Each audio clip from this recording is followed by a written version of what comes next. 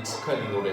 네, 예비 승무원 여러분들 안녕하십니까? 오늘 스타얼라이언스 아시아나항공 몇 편? 테디쌤 편의 탑승을 환영합니다. 반갑습니다, 여러분. 네, 익숙한 이 노래는 아시아나항공에 탑승하실 때 가장 먼저 듣게 되는 탑승 보딩 로고송입니다.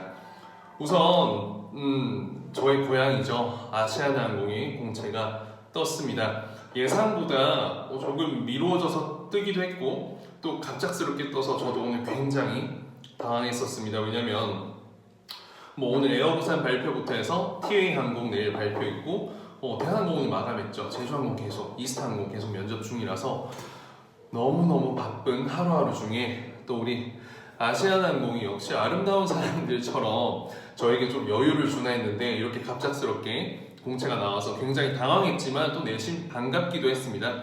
여러분들이 가장 최고로 가고 싶어하는 항공사 중에 하나죠. 그래서 기분 좋게 오늘 지금 시간이 1시 반 정도 됐어요. 1시 반 정도가 됐는데 그래도 기분 좋게 오늘 여러분들과 함께 아시아나항공 하나하나 알아볼 수 있도록 하겠습니다. 그리고 지난번에 제가 아시아나항공 영상 찍어둔 게 있습니다. 이전 영상 꼭 참고하시고요. 당시의 내용에 추가되는 내용도 있을 거고 빠진 내용도 있을 겁니다. 좀 완벽한 준비를 위해서는 앞전 영상을 꼭 확인해 주시고 플러스로 노트북과 필기구 준비하셔서 하나하나 적고 확인하면서 직접 공부를 하신다면 승무원 준비하시는 분들뿐만 아니라 앞으로 일반직을 준비하시는 분들까지 좀 다양한 부분의 정보를 기업 정보까지 알아가실 수 있도록 좀 실속 있게 영상을 촬영하도록 하겠습니다. 우선 지금 굉장히 핫 이슈는 737 맥스기 관련입니다. 아무래도 라이언에어 사고부터 해서 에티오피아까지 정말 안타까운 소식을 접하고 저 또한 굉장히 슬프기도 했고 굉장히 좀 뭔가 무섭기도 하다라는 생각이 들더라고요. 제가 당시에 항공사 입사할 때 막 여러 가지 뉴스가 나왔었어요. 에어아시아, 말레이시아 항공인가 항공기가 막 사라지는 되게 걱정이 많았는데 이번에도 또 737 기종에 있어서 참 문제가 많다고 하더라고요. 간단하게 여러분들 정확하게 이 내용을 아시진 못할 거예요. 그래서 제가 최대한 이 전문가의 견해나 또 제가 공부한 내용을 토대로 쉽게 좀 설명해 드릴게요. 지난번 라이언 에어 같은 경우에는 라이언 에어는 굉장히 이제 저가 항공사 중에서는 악명 높기로 유명합니다. 티켓 발권 하나까지 돈을 받는 항공사인데요. 우선 737 맥스기가 들어왔는데 받음각 센서라는 게 날개에 있습니다. 여기에 오류가 생겼어요. 컴퓨터는 비행기는 오토플라잇이라고 자동으로 조종이 됩니다. 하늘 위에서는. 그런데 오토플라잇을 진행하고 있는 그 컴퓨터가 문제가 생겼어요.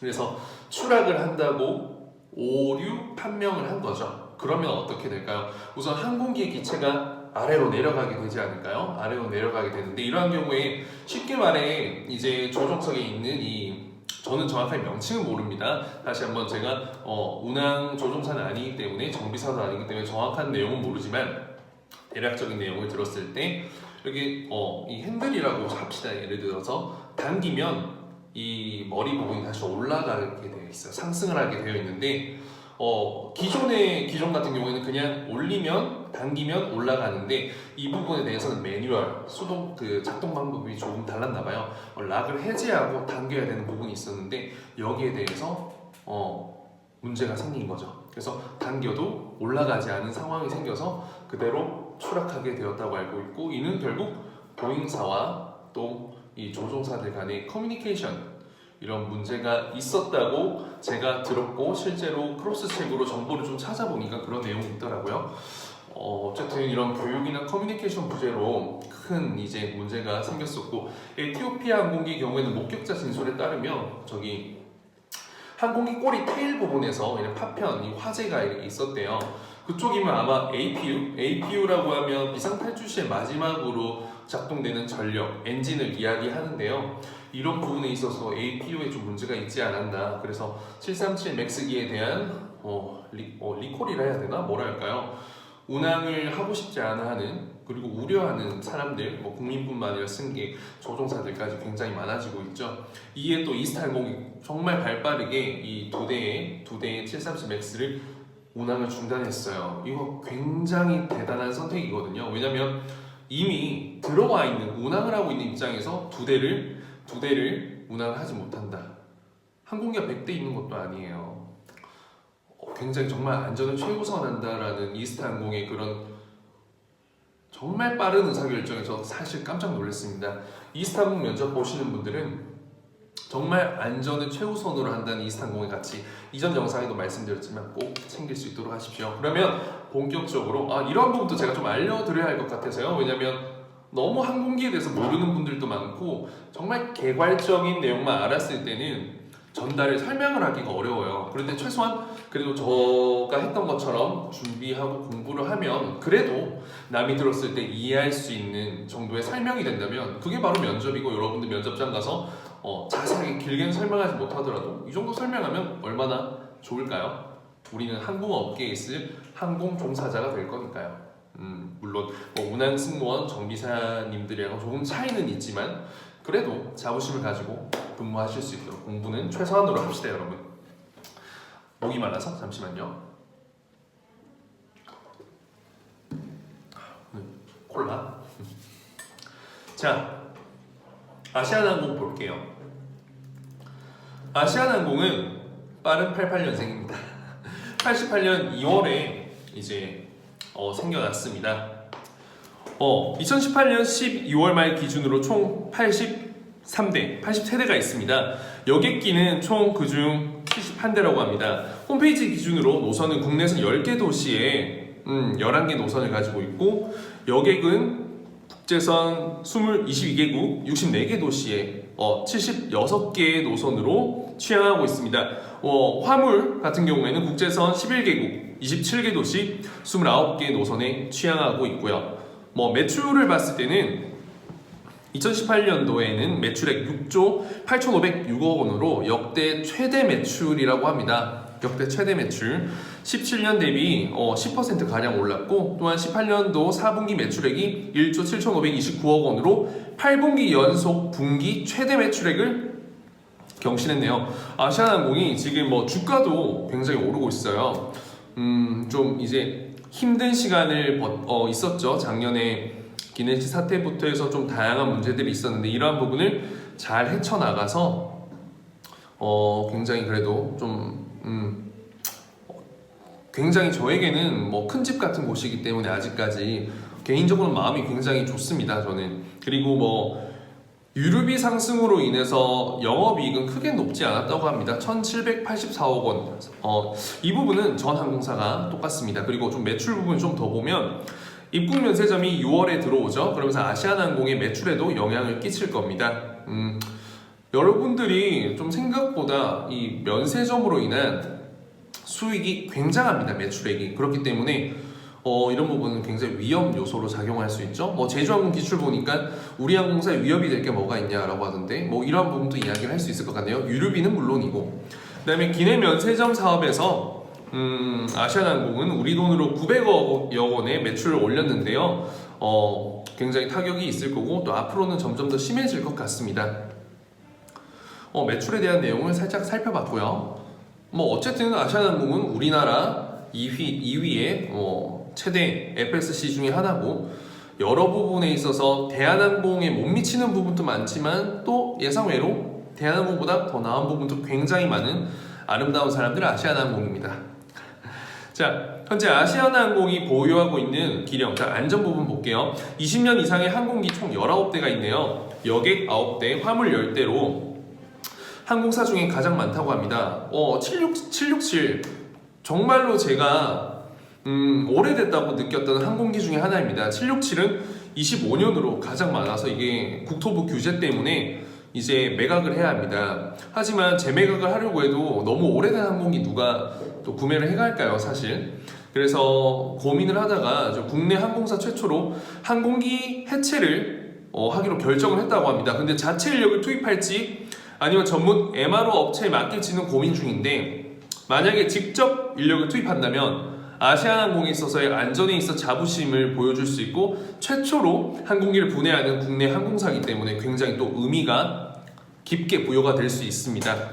이 부분은 굉장히 좀 대단한 거라고 생각을 합니다. 그리고 아시아나항공이 2017년에 구현한 정비 결함 분석 시스템을 업그레이드해서요 예방 정비 시스템을 개발하고 있대요. 이런 항공기 문제, 정비 결함을 예측하는 것에 있어서 이력에 대한 자료들을 반영해서 신속하고 정확한 정보 검색과 통해 분석을 해서 정비의 정확도와 신뢰도를 높인다고 하는데요. 우선 예측까지 하는 것에 있어서는 또 국내 항공사 중에 최초라고 합니다. 예측까지 가능한 건 국내 항공사 중 최초다. 그래서 안전에 있어서 굉장히 생각보다 정말 최고더라고요. 저도 준비를 하면서 당시에 재직할 때는 사실 서비스 이런 부분에 대해서 더 많이 접하다 보니까 몰랐는데 이렇게 또 공부를 하다 보니까 굉장히 많았어요. 그리고 2019년 1월 31일 정비본부 안전결의 대회를 개최했을 때 안전제일 Safety First를 다짐했고 정비본부장님께서는 아시아나항공 앞으로도 고객을 안전하게 모시도록 최선의 노력을 다하겠다라고 밝혔답니다. 당연한 말이긴 하지만 이러한 백그라운드에 서포팅한 부분들이 많기 때문에 이러한 부분이 신뢰가 가네요. 저는 되게 좀 안타까운 거 플라이트 스테이츠 지난번 대한항공 때 말씀드렸죠. 정시 도착률 같은 경우에 플라이트 스테이츠에서 평가한 것으로 인해서는 정시 도착률이 64.74%로 대한항공의 76.93%에 한참 못 미치는 성적입니다. 전 세계 FSC 중에는 32위로 처참한 성적을 기록했네요. 근데 평균 지연 시간이 39.7분으로 그렇게 지연이 심하게 많이 되는 편은 아닙니다.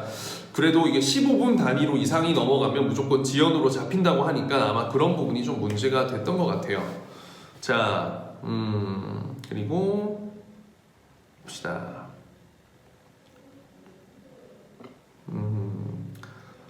18년 9월 27일에 독일의 MTU 메인터넌스사 사실 여러분 아시아나항공 엔진 정비 같은 경우에는 따로 할 수 없습니다. 해외 MRO를 진행할 수밖에 없는데 사실 되는 엔진 정비 가능하지만 380 있죠? 380 또한 380 같은 경우에는 해외로 보낸다고 합니다. 동남아 쪽으로 보낸다고 하는데 아시아나항공 아직까지 엔진 정비는 이제 MRO를 맡기고 있는데 그 중에 하나가 독일의 MTU 메인터넌스사 에어버스 321, 320에 대한 엔진 정비 서비스 협약을 체결했다.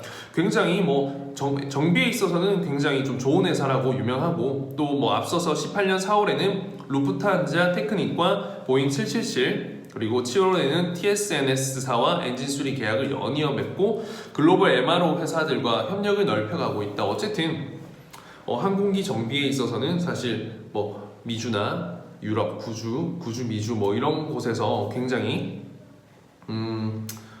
사실 퀄리티나 기술 수준이 높을 수밖에 없으니까요. 대부분 그쪽에서 항공기가 제작이 되지 않습니까? 그래서 굉장히 좋은 행보라고 볼 수 있습니다. 767 기종은 25년이 되어서 이제 퇴역을 한다고 하네요. 사실 이를 팔려고 했는데 사실 사는 사람이 없잖아요. 그래서 부품으로라도 좀 재이용을 하려고 하나 봅니다. 그래서 아까 말씀드렸다시피 자체 인력을 투입을 한다면 정말 기술에 있어서 안전에 있어서 정말 자부심을 가질 수 있고 굉장히 안전 최고, safety first. 그리고 아시아나항공은 자체 경납고 행거가 있죠. 그래서 안전에 있어서 가장 장점이라고 말할 수 있고 인천에는 말씀드리자면 대나시아나 그리고 저가항공사들끼리 합쳐서 이렇게 만든 샤프 머식이라고도 있어요. 정비할 수 있는 곳이. 그래서 아시아나항공 3개 중에 1개를 차지하고 있다. 좀 속상했던 거 화물기 13대 중에서 10대가 20년 넘은 노후 항공기래요. 그래서 대형 항공사로서 좀 체면을 구기는 일이긴 해요. 왜냐면 옆집 대한항공 같은 경우에는 20세대 중에 한 대도 노후 항공기가 없대요. 이런 부분에 있어서는 조금 아쉽다고 생각합니다. 자, 그리고 서비스 부분 한번 볼게요. 지금 많이 뉴스에 올라와 있는 것 중에 하나가 공항 보안 검색 유료 패스트 트랙 프로그램입니다. TSA 프리체크라는 이제 곳에 신규 항공사로 참여하기로 했는데요. 2월 22일부터 적용됐다고 하네요. 락스라고 하면 로스앤젤레스, 샌프란시스코, 시애틀, 그다음에 뭐 시카고, 뉴욕, 호놀룰루, 하와이 6개 공항에 세택이 제공되고요. 사실 미국 영주권자와 시민권자만 가입할 수 있는 프로그램인데 또 우리 항공사 아시아나항공이 여기에 가입이 되어 있으면 승객들이 개인적으로 또 가입을 따로 하면은 이 프로그램을 이용할 수 있다고 합니다. 비용이 80몇 불이라고 하는데 5년 동안 자격이 유지된다고 하고, 이는 사실 세관 검색인가 뭐 이런 보안 검색이 있어서 굉장히 속도도 올릴 수 있고 굉장히 편리한 뭐 컨비니언스를 추구하는 거고, 이러한 부분이 결국에는 뭐 FSC로서 세심한 서비스를 보여줄 수 있는 한 가지 또 좋은 예라고 할 수 있겠습니다. 그리고 서비스하면 빠질 수 없는 게 있죠. 기내 특화팀이죠. 대한항공과의 가장 큰 차별점을 두고 있는 부분이고, 또 아시아나항공은 대한항공보다 뭐 제공할 수 있는 종류나 이런 것들, 기내 물품이나 뭐 음식, 음료 이런 것들은 조금 종류적으로 부족할 수 있어요. 하지만 아시아나항공의 최고 장점은 정말 이 승무원이 인적으로 조금 더 정말 마음적인 서비스, 그리고 고객에게, 승객에게 정말 좋은 비행 경험을 제공해드리기 위한 정말 노력들을 많이 하고 있습니다. 기내 특화팀에 대한 거는 뭐 아시아나항공 최고의 장점이라서 빠뜨릴 수 없고, 이는 공식 홈페이지에 잘 나와 있는데 나중에 한번 또 지나가다가 말씀을 드리겠습니다. 그리고 기내 특화팀 스타 얼라이언스를 당연히 말씀드려야겠죠. 항공 동맹 또 연맹으로서 게이트, 공동운항, 라운지, 마일리지 등을 공유해서 업무를 협약할 수 있죠. 지난번 대한항공에 있어서 자세하게 말씀을 드렸습니다. 코드쉐어와 항공연맹, 그리고 마지막으로 조인트 벤처까지 이 세 가지에 대한 정리는 대한항공 편에 했기 때문에 다시 다루지는 않겠습니다. 스타 얼라이언스 기본적으로 아셔야 됩니다. 27개의 항공사가 있으면 또 제휴항공사로는 에티하드와 카타르, 에티하드 좋은 결과 바라겠습니다. 여러분, 가쁜 에티하드인데 곧 아마 채용 이제 하죠. 어디서 하더라? 기억이 갑자기 안 나는데 지금 너무 시간이 늦어가지고 멍하긴 합니다. 또 부엘링 에어라인이라고 바르셀로나 취항했죠. 작년에 했나요? 그래서 스페인 중소도시 그리고 포르투갈까지 갈 수 있게 전략을 짰는데 뉴스는 있더라고요. 근데 실제로 이게 현재도 진행이 되고 있는 부분인지는 정확하게는 알 수는 없지만 어쨌든 이런 부분 스타 얼라이언스 부분이 나왔기 때문에 말씀드리겠습니다. 취향지 부분에서 다루기는 조금 애매한 것 같아서. 챗봇 또 AI 이용해서 챗봇을 최초로 이용한 항공사예요. 그래서 지금 아시아나항공 공식 홈페이지를 가시면 굉장히 이에 대한 내용들이 많이 나오고 있습니다. 그래서 한번 보세요. 삼성폰뿐만 아니라 카카오 다양한 종류로 챗봇을 이용할 수 있더라고요. 그래서 여행객들의 이런 궁금증에 대한 문의에 대한 편의를 높이고, 실제로 우리 시리 같이 인공지능을 넣어서 굉장히 좀 똑똑하게 물음에 답변을 해주는 챗봇을 통해서 상담도 해주고 있다. 그리고 너무나도 좀 가슴 아픈 또 사건 중에 하나지만 기내식 사건이었던 샤프트 앵코 이제 기내식 임시 계약 종료했죠. 그리고 이제는 게이트 고메 코리아로부터 공급을 받기 시작한다고 합니다. 그래서 볼륨이 하루에 6만씩의 제작이 가능하대요, 기내식이. 근데 아시아나항공이 거의 32,000, 5,000씩을 일 제공받을 예정이니 거의 독점이나 다름없죠. 50% 이상이기 때문에 그래서 서비스 부분까지 잠깐 확인해 봤습니다. 네, 그리고 케빈 승무원들을 위한 또 내용들이 참 많죠. 또 2019년 1월 28일에 제2회 케빈 동아리 엑스포를 개최했다고 하네요. 그래서 승무원들의 친목 도모를 장려했다고 하는데 12개의 동아리가 참가했습니다. 아시아나항공은 정말 참 좋은 점이 특화 서비스, 특화팀 말고도 다양한 이 활동들을 할 수 있는 동아리 같은 것들이 있어요. 그래서 이런 동아리가 참가해서 엑스포를 개최를 했던 거고, 또 본부장님께서 말씀하시기를 4,000명에 달하는 케빈 승무원들이 잦은 비행 스케줄로 인해서 참 친목 도모가 어려운 게 현실이다 라고 해서 입사 5년 미만의 승무원들에게 다양한 동아리를 알리기 위해서 준비했다라고, 또 직원들의 또 어떻게 보면 하나의 복지이자 또 직원에 있어서 자부심, 회사에서 자부심을 고취시킬 수 있는 위한 그런 노력들도 꾸준히 하고 있다는 거. 그래서 참 다른 부분은 잘 모르겠지만요, 저는 그 비행을 하는 것에 있어서는 아시아나항공이 참 좋다고 생각합니다. 실제로 승무원들을 위한 것들이 참 많아요. 물론 불만족하고 좀 비교되는 부분이 있을 수도 있겠지만 종합적으로 봤을 때 저는 참 좋았던 회사라고 생각을 합니다. 실제로 뭐 1년에 뭐 한 두세 번 정도 제가 원하는 곳으로 비행을 갈 수도 있고 또 뭐 이 스케줄이 맞다면 또 상황에 맞게끔 스케줄을 교환하는 것도 물론 여러 가지 조건이 맞춰줘야 되지만 가장 상용화가 되어서 그 스케줄 스왑을 할 수 있는 대표 항공사 중에 하나이기 때문에 저는 승무원들을 위한 참 좋은 내용들이 많은 항공사, 따뜻한 항공사라고 생각을 합니다. 뭐 취향지에 대한 이야기를 해볼게요. 작년 5월 1일에 베네치아 신규 취향했죠. 그리고 8월 30일에 바르셀로나 신규 취향했습니다. 광고가 되게 멋있더라고요. 근데 좀 아쉬운 점이 아무래도 FSC다 보니까 그 광고가 너무 취향지 위주에 있다는 게 조금 아쉬웠어요. 또는 항공기 또는 이제 취향지 위주로 그 광고가 나오는데 조금 더 LCC 같이 좀 트렌디하고 좀 감성을 딱 뜨겁게 달굴 수 있는 그런 또 재미있는 광고가 나온다면 참 좋을 것 같습니다. 그리고 좀 뭐 즐거운 소식은 한몽 항공회담으로 이제 울란바토르 증편 노선 아시아나가 획득을 했죠.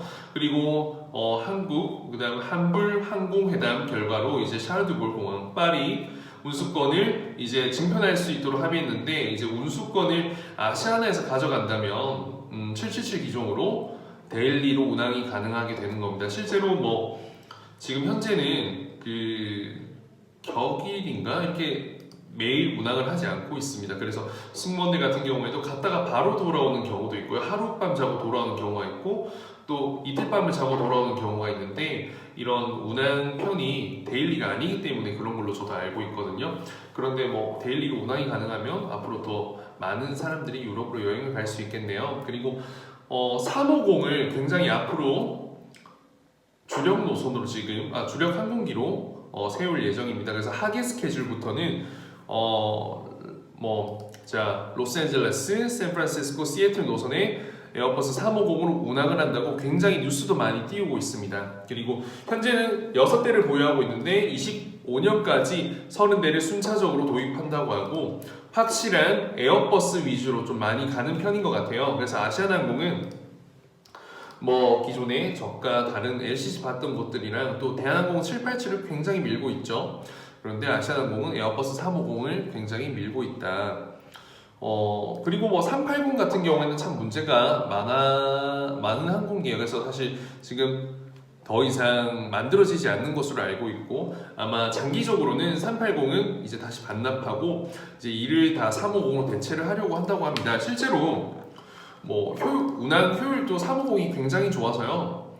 뭐 에어버스 380으로 가는 것들 대부분은 350으로 갈 수가 있대요. 그래서 350으로 갈 수 있는 것보다 더 많은 시간이 걸리는 거리로 간다면 사실 이건 비행이 아니라 지옥 같은 감옥 같은 시간이 될 수 있는 뭐 어떻게 비행기 타고 16, 18, 20시간 이렇게 갈 수는 없잖아요 안에서. 그래서 350의 이런 효율성을 최대한 이용을 하려고 하는 것 같습니다.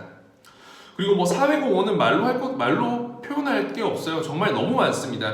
역시 FSC, 역시 대형항공사다라는 이야기를 할 수밖에 없겠더라고요. 그래서 뭐 우즈베키스탄의 아름다운 교실 개관식부터 해가지고 아름다운 교실, 색동나래 교실, 그다음에 뭐 교육 강연을 계속해서 하고 있고요. 또 뭐 교육부가 주관하는 교육기부 대상도 수상했대요.